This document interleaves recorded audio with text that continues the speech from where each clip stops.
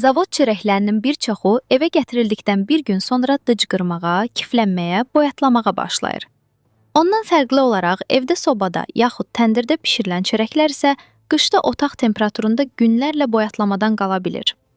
Ara-sıra sosial şəbəkələrdə çörəklərə qatqı maddəsi qatılır, piylənməyə səbəb olur, ölümcül fəsadlar yaradır kimi çıxışlar da eşidirik. Bəs görəsən çörəklər hansı şəraitdə bişirilir? Nəyə görə zavod çörəkləri tez boyatlayır? Onlara həqiqətən də sağlamlıq üçün təhlükəli qatqı vurulurmu? Qida eksperti Ağa Salamov Lent.az açıqlamasında qeyd edib ki, bəzi çörək seksləri vaxt qazanmaq üçün mayanı çox edib, qıcqıtma prosesini qısaldırlar. Unun xammal kimi alınması və bişirilməsi çörəyin əsas şərti deyil. İlk növbədə o laboratoriya keçməli, tərkibi yoxlanılmalı, dəmirin səviyyəsi ölçülməli, bişmə əmsalı müəyyən edilməlidir. Bu proseslərdən sonra unun bişirilməyə uyğunluğunu söyləmək olar. Uyğun olduğu halda o çoxbilləli ələkdən keçirilərək fiziki çirklənmədən arındırılır. Hansısa metal, daş, taxta qırıntılarının çörəkdən çıxmaması üçün bu prosesin olması mütləqdir.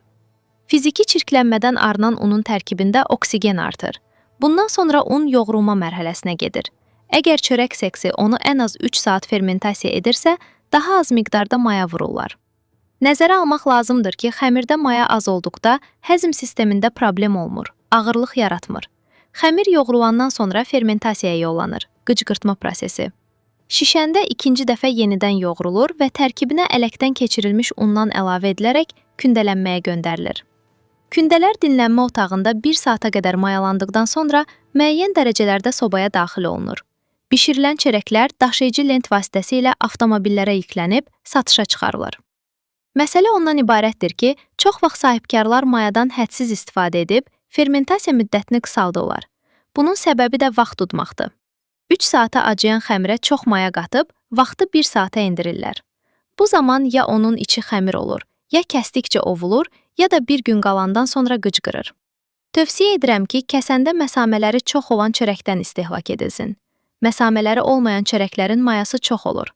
3 saat fermentasiyadan keçmiş, düzgün texnologiya ilə hazırlanıb, uyğun dərəcədə bişmiş çörəklər nə qıcqırır, nə də ki ovulur. Ekspert əlavə edib ki, çörəyə qatqı maddəsi qatılması iddiaları absurddur. Bəzi mütəxəssislər əsassız çıxışlarla müsahibə verib bildirirlər ki, çörəyin içərisinə ekopan, ekoplus kimi qatqı maddələr vurulur. Anlamaq lazımdır ki, xəmirə həmin əlavələr vurulsaydı, onun maya dəyəri yüksələrdi.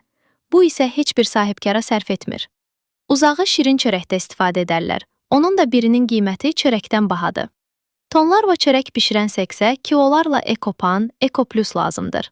Onların qiymətindən xəbəri olmayan, maya dəyərini hesablaya bilməyən, mühasibatlıq savadı olmayan mütəxəssislər nəyin içərisinə nəyin qatılması barədə danışıb, yalan informasiya verməsələr yaxşıdır.